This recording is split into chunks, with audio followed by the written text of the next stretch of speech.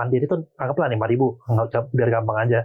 Jadi dividennya itu potensialnya tuh 8-10%, artinya kurang lebih 400 perak atau 500 perak. Dan ini kan bagus gitu untuk kita bisa dapetin yield 10%. Kalau misalnya kita lihat obligasi cuma ya 6%, sebenarnya 10%, dan kalau misalnya kita lock harga sekarang, itu kan potensial upside ke depannya kan bakal tinggi juga nih. Iya.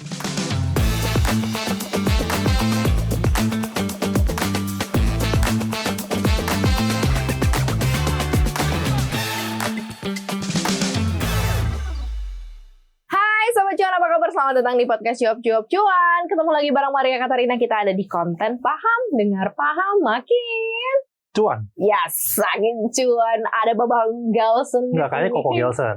Kenapa? Bahasa Sinja soalnya. Oh, kalau lu mah cocok emang Koko sampai kapanpun. Tapi kita kan merakyat dikit, jadi kecil aja. Iya. Oke, ada Koko Chill di sini. Koko Gelson yang sangat chill sekali. Apakah dia akan membawakan angpau Imlek tahun ini? Nah, nanti kita lihat ya nanti gimana. Kalau misalkan nanti dapat dividennya mantap segala macam, kita bawain nanti giveaway juga. Giveaway. Padahal lu masih utang bakso sama gue ya, lu belum. Betul. Ya kan? Nanti bahasanya nanti ya, tunggu dapat angpau lu. Oke, kita hari ini membahas terkait mengenai angpau, dividen, saham atau whatever. Karena kan kita kayak beberapa pekan terakhir ini kembali diingatkan lagi terhadap saham-saham atau mungkin investasi yang punya fundamental bagus ya. Dan saham-saham yang fundamental bagus pasti sehat bisnisnya, bagi-bagi cuan ke investor dalam bentuk dividen. Gitu ya. Karena ini juga seiringan mau full year report ya, kinerja keuangan ya. Ini gimana nih yang udah terlihat dan tertracking oleh Babang Gelson? Koko Gelson. Lupa soalnya. Iya, lupa. Betul. Jadi konsep begini nih. Jadi kan kalau misalnya kita lihat saham-saham perbankan itu segala macam, biasa kalau misalkan dia kasih RPC itu segala macam, ngebahas bahwa dividen biasa dikasih itu pas Maret ke April lah. Agenda pemberiannya. Nah, sehubung dengan ini sekarang lagi Februari, terus mau Sinja, lu pada dapat angpau kan? Nggak tahu kalau misalkan merayakan kan dapat angpau. Kalau lu dapat angpau, lu bisa taruh itu di saham-saham perbankan. Karena saham-saham perbankan kita kemarin udah terdiskon, dan ini kan dengan keadaan MSCI dan juga free float yang dinaikin, dan juga perombakan bursa secara masif lah ini anggapannya. Ini kayaknya kalau misalnya kita lihat saham-saham yang fundamental bagus ini bakal lumayan rally lagi. Cuman kita perlu lihat sih nanti ke depannya keberlanjutan dari MSCI, terus juga nanti kayak semacam regulasi baru yang ditetapkan sama regulator sekarang nanti kayak gimana. Dan kita perlu tetap ikutin up to date. Tapi kalau misalkan kita lihat nih, dengan keadaan seperti ini kan, kalau misalkan biasa dividen itu kan misalnya dibagi Maret nih, dari harga sekarang itu pas nanti udah mau deket sama come date-nya, dia bakal naik. Nah itu nanti kalau misalnya kamu beli pas udah beberapa hari atau beberapa minggu sebelum come date-nya, itu nanti kamu nggak bakal berasa dapat dividennya. Kalau misalnya kamu beli sekarang, itu kan jadi masih ada spare kurang lebih sebulanan lah. Jadi kenaikan harganya ini belum sesignifikan kalau misalkan beberapa hari sebelum bagi-bagi dividen gitu. Jadi kalau misalnya mau nyicil dari sekarang, dan kebetulan kan, dan kalau misalkan nanti bahas dapat angpau segala macam, itu kan kita bisa beli tuh nanti tanggal 17 dapat angpau, kita bisa beli pas Rabu pembukaan market. Itu jadi kita bisa dapetin potensial untuk gain dapat dividennya nanti lebih tinggi gitu. Kalau misalkan belinya dari sekarang, daripada kita beli beberapa hari sebelumnya, itu kan nanti harga sahamnya juga bakal ikutin naik. Jadi dapat equilibriumnya dividennya lagi tuh kalau misalkan beberapa hari sebelumnya doang gitu. Jadi kalau seandainya kita ngomong soal dividen, jadi kita nggak ngelihat tren harganya mau kemana ya. Kita ngelihat kebiasaan atau misalnya memang ya bagaimana running bisnis sebuah emiten ini sehingga dia bisa bagi-bagi dividen. Mungkin kita ngelihat historicalnya dulu aja, Gelson. Lalu catat nggak sih emiten-emiten mana yang emang secara rutin selalu bagi dividen? Betul. Saham-saham perbankan terutama Big Four. Big Four pasti. Betul. Tapi spesifik yang kali ini gue pengen bahas adalah terkait pertama Mandiri, BRI, dan juga BNI. Kenapa? Karena mereka ini kan mereka ini di bawah naungan Danantara. Dan Danantara kita tahu di tahun kemarin dia itu ngecanangin bahwa dia itu pengen tarik dividen dari saham-saham yang emang performnya well, terutama di BUMN ya. Jadi itu kan salah satunya berarti kan pasti saham-saham big caps perbankan nih, karena mereka punya laba bersih segala macam kan bagus. Dan ini tujuannya apa? Supaya dia bisa jadi liquidity provider, kayak kemarin Pak Pandu Syahri udah ngomong juga. Jadi apa yang didapat dari earnings-nya perbankan ini ditarik dividen, dapat bisa jadi liquidity provider, bisa juga nanti buat naikin proyek-proyek nasional dan lain-lain. Itu kan nanti ada hubungannya juga tuh. Jadi lebih wide lah penggunaannya ketimbang cuman ya udah dapat profit ditaruh di bank lagi, nanti buat nyalurin kredit lagi. Kan kalau misalnya di Danantara itu, Danantara lebih agile lah. Mereka kan bentuknya kayak sovereign wealth fund, dan itu kan lebih banyak aturan yang mungkin lebih bisa diadaptasiin gitu ketimbang kalau perbankan benar kaku banget gitu.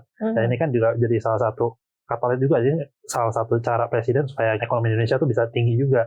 Jadi dengan keadaan ini kan pasti mau nggak mau dan antara ini akan minta dividen yang dikasih dari earnings ini bakal lebih tinggi lagi nih dari dividen payout ratio-nya. Jadi dengan keadaan seperti ini kan kita harusnya udah mulai ambil nih dari sekarang. Dan kemarin kalau misalnya aku proyeksi kalau bisa antara 8-10% nih kalau misalkan dividennya kita ambil dari waktu sekarang nih, jangan ambil beberapa hari sebelum apa ini gainnya? Gain kenaikan harganya, yieldnya, imbal hasilnya. Betul, misalkan sekarang kalau misalkan Mandiri itu anggaplah 5.000, biar gampang aja. Jadi dividennya itu potensialnya itu 8-10%, artinya kurang lebih 400 perak atau 500 perak. Dan ini kan bagus gitu untuk kita bisa dapetin yield 10%. Kalau misalnya kita lihat obligasi cuma ya 6%, segala macam 10%, dan kalau misalnya kita lock harga sekarang, itu kan potensial upside ke depannya kan bakal tinggi juga nih. Iya. Kita dapat betul. Soalnya, ya. Dan kalau misalnya kita beli dari sekarang dan kita pegang aja sampai berapa tahun lagi kan itu 10%, ya udah nggak usah ngapa-ngapain juga dapat duit, gitu anggapannya gitu lah. Oke, itu dari perbankan gitu. Kalau yang lain, kalau sektor yang lain lo ngeliat nggak yang tren dividennya ada di mana lagi? Nah, ada lagi paling ini sih di pertambangan. Pertambangan kalau misalnya kita lihat kan, terutama mungkin di Adaro, terus juga ada di PTBA, PMG segala macam, itu dia juga bagi dividen juga cukup tinggi juga. Mungkin kalau misalnya aku cek di sini, dia itu bisa bagi sampai belasan persen. Tapi ini kan kalau misalnya kita lihat, ini kan base komoditas, dan komoditas ini kan turun naiknya juga ada gitu. Jadi ini lebih nggak sustainable kayak perbankan. Kalau misalnya kita lihat angkanya itu belasan persen, tapi kan ini kemungkinan besar ditopang sama harga komoditasnya yang dia jual itu udah cukup tinggi. Kalau misalnya kita lihat mungkin 6 bulan ke belakang ini harga komoditas itu cukup tinggi nih, terutama di metallurgical sama juga misalkan dari yang kalori tinggi ya. Jadi kalau kalori tinggi ini cukup bagus. Jadi kalau misalnya kita lihat ini potensial dividennya juga masih cukup tinggi nih. Tapi kita perlu ngeliat lagi sih ke depan seperti apa, karena kalau misalnya kita lihat kan di China pun dia udah mulai ngurangin, dan kita di Indonesia juga udah mulai ngurangin nih. Dari segi buat perusahaan-perusahaan buat nambangnya kan diturunin terus segala macam. Dari ini bisa jadi ada hubungannya juga nanti seperti apa, dan kita perlu lihat sih kalau seperti apa. Tapi kalau misalnya mau lebih sustainable, pasti perbankan itu lebih menarik untuk kita ambil sih. Kita tuh kalau misalnya ngomongin saham-saham yang based on fundamental itu memang harus kayak nge-switch mindset ya, karena selama ini kan banyak disuguhkan gitu ya saham-saham yang cukup volatilnya tinggi ya, kayak saham-saham konglo. Nah, ini kan kita kayak harus ngerubah, nge-change lagi mindset kita dalam investasi. Nah, kalau sekarang ini yang lo lihat, Galson, ini memang untuk cuman grab the momentum, ataukah kayak start lagi untuk ngikutin relasi saham-saham yang ngasih dividen ini? Kalau misalkan momentum tuh, I mean like kayak udah rilis dividennya ya cabut aja gitu. Nah, ini tergantung kalian mau kayak gimana nih. Kalau kalian mau mainnya long term, nggak usah dicabut, nggak usah di-sell sahamnya. Misalkan gini, Mandiri nih, kita anggap Mandiri biar gampang karena dia juga rilis laporan. Dia kan misalkan harga 5.000 di biar gampang, 5.000. Kalau misalkan dia naik, itu kan nanti kita udah lock harga di harga 5.000 dengan ekspektasi bahwa Mandiri ini dia punya total aset naiknya juga cepet banget. Ini kan nanti turunannya adalah mereka punya earnings itu bakal cepet juga naiknya. Karena kalau kita tahu kan total aset dari bank itu sendiri kan kredit itu sendiri kan paling gede. Nah, dengan keadaan seperti ini berarti total aset makin tinggi, berarti kan potensial earningsnya juga makin tinggi. Nah, dengan harga 5.000 dan potensial earnings dia nambah persentase, anggaplah mungkin double digit persen gitu. Kalau misalkan 2022, 2023 itu double digit persen kan. Ini jadi kita dapat semacam tambahan lagi karena kita udah beli emiten ini dengan harga sangat-sangat murah. Misalkan Goceng nih, tiba-tiba sekarang 500, dia nambah 12%, berarti kan nanti dapat 550 tuh tahun depan. Tapi kita dapat harga 5.000, berarti kan nanti tahun depan potensial dapat 11% tuh. Jadi ini kayak semacam apa ya, semacam crack juga. Jadi kita bisa ngeliat potensial kita dapat semakin lama makin tinggi, cuman kita beli harga itu beli dari harga sekarang, karena sekarang kan juga potensial upside-nya ini dari Mandiri itu sendiri kan juga masih bagus, dan juga BRI juga. Dan kita tahu ekonomi Indonesia juga, PDB kan juga lagi kencang nih, apalagi Pak Purbaya yang memang benar-benar pro-growth banget gitu. Jadi pasti karena bank ini adalah proxy dari ekonomi itu sendiri, jadi mau nggak mau pasti ini nanti dari segi earningsnya bakal nambah, Jadi kita punya hitung-hitungan segala macam pasti jauh lebih bagus juga. Dan ini kan nanti bakal ngegulung ke depannya gitu. Saham-saham yang memang punya karakteristik bagi-bagi dividen ini emang saham yang saham yang emang lu kolek aja gitu ya. Artinya adalah ya udah dikoleksi aja tanpa harus berharap kenaikan harganya terlalu signifikan atau seperti apa. Ya kalau kita bicara sekarang memang lagi diskon period kan ya, semenjak kemarin disentil MSCI kan turunnya memang lagi lumayan banyak. Tapi ketika nanti semua udah mulai normal nih, normalisasi, apa yang harus kita perlakukan terhadap saham-saham yang memang trennya bagi dividen ini? Emang di-collect aja gitu? Iya, di-collect aja sih. Okay. So kalau kita lihat-lihat kan, ngapain juga kita ngejual, karena ngejual juga nanti kan dia punya potensial kenaikan juga ada, walaupun sekarang lagi turun, kita nggak tahu kan momentumnya bakal turun lagi atau bakal naik. Tapi kelihatannya dengan kondisi seperti ini MSCI udah terjun langsung, dan kita ngeliat nih bursa atau OJK dan Mengku udah sampai kayak meeting, dan ini kan sangat penting kalau kita bakal turun frontier market kan. Turun frontier market berarti potential outflow itu sampai kurang lebih 900 triliun kalau misalkan ini terjadi. Jadi which is itu nggak mungkin. Jadi tesis aku adalah bank-bank ini bakal mulai thrive lagi nih. Cuman pasti kecepatan untuk dia punya gains itu nggak secepat kayak saham-saham konglomerasi. Karena kalau misalnya kita lihat kan saham-saham perbankan itu dia juga punya likuiditas itu tinggi, dan bid offer itu juga pasti gede gitu. Nggak, kalau misalkan kemarin kan cuman bumi gede. Cuman kalau misalnya ini kan mungkin nggak segede bumi transaksi value dalam sehari, cuman dia tuh konsisten emang harganya segitu aja gitu. Jadi bid offernya cukup tebal. Jadi kalau misalkan untuk bisa kenaikan harganya mungkin sedikit, cuman kita perlu ngeliat di long term ya. Ini kalau misalnya kita mau ngomongin tentang long term, kan kita nggak ngejual nih, kayak yang tadi aku bilang. Jadi dia bakal tetap naik segala macam, kecuali emang kita ngeliatnya mau ambil resiko tambahan. Jadi kalau misalkan dia udah naik nih, udah sebelum come date-nya, jadi dia naik, ya udah langsung jual kan kita pakai cash. Kita punya cash itu nanti kita deploy untuk emiten-emiten lain gitu, misalkan seperti itu. Jadi misalkan nih, nanti Maret tanggal 20 anggaplah, tanggal 20.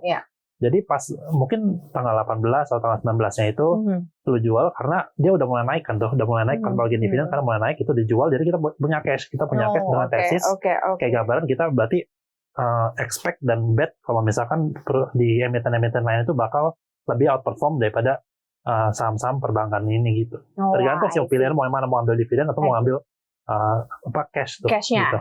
Oke. Ini menarik sih sebenarnya, karena balik lagi ya, kita jarang banget ngebahas secara detail soal masalah dividen ini, karena orang udah terlalu banyak disuguhi oleh emiten-emiten yang benar-benar runningnya beggar gitu. Betul. Kan. Nah sekarang kita coba lagi nih ngelihat opportunity di sini. Cuman ada istilah-istilah kayak hati-hati jebakan dividen trap segala macam gitu ya, momentum menjelang dividen. Terus kemudian nanti aksi jual rilis, biasanya kalau habis dividen kan akan seperti itu kan biasanya. Nah gimana nih supaya kita tidak terjebak dalam situasi itu? Ya seperti yang tadi aku ngomong sih, jadi pilihannya dua. Kalau misalkan emang kamu main long term play ya udah dimain aja. Kan kita beli dari sekarang.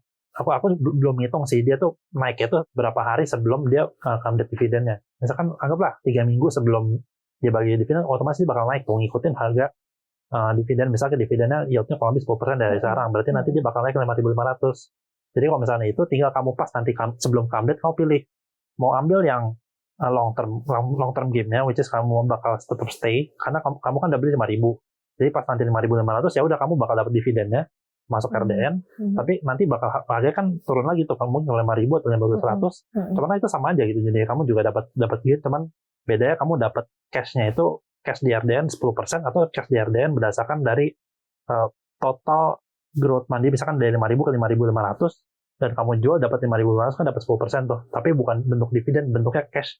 Jadi, tapi kamu udah nggak mandiri lagi gitu, anggapannya gitu loh. Kebayang nggak gambarannya? Jadi yang satu dapat 10%, satu lagi dapat cash total 110% gitu.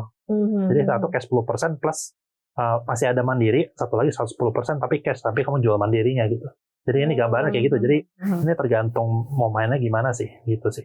Oke. Tergantung ya. Tapi kan kalau misalnya ya sebenarnya agak sayang juga ya kalau kita dapat emiten dengan harganya sekarang. Betul. Gitu, emiten yang fundamentalnya bagus, dapat harganya di harga sekarang, terus main gambling, maksudnya dilepas after dividen, kayak sayang banget. Agak sayang sih. Jadi itu tergantung mau mainnya kayak gimana sih. Kalau misalkan kita lihat saham-saham yang banking ini kan sebenarnya emang mainnya kan lumayan lama gitu. Kita nggak bisa expect cepat-cepat kayak naik kayak saham-saham yang kemarin terkait MSCI Play, terus yang Bitcoin Play segala macam itu nggak terlalu bisa. Jadi kita lebih prefer ini bakal sustainable growth-nya tapi pelan-pelan gitu, nggak yang cepet kayak langsung spiking beggar beberapa bulan tuh agak susah sih kalau kayak gitu. Iya. Jadi gitu kalau misalkan mau dapat angpau, lu masukin aja ke saham-saham banking karena lebih aman gitu konsepnya. Jadi lu caranya adalah lo dapat angpau nih sekarang gitu ya dari saudara-saudara lo. Caranya untuk bisa mengakumulasikan itu ya masuk dan belilah saham-saham yang sedang dan akan memberikan dividen nanti di bulan Maret ya. Biasanya kalau beli emas dividennya atau gold ya. Tadi kan kita bahasnya emiten, lu juga enggak kan ada emiten emas. Iya emiten emas bisa. Emiten emas sama loh, naiknya sesuai dengan harga emasnya. Iya sesuai dengan kalau lu mager beli emas, ikut tren. Kalau mager beli emas, beli saham-saham emasnya kan mirip tuh pergerakan. Gitu Konsepnya bos. Begitu konsepnya Sobat Cuan ya.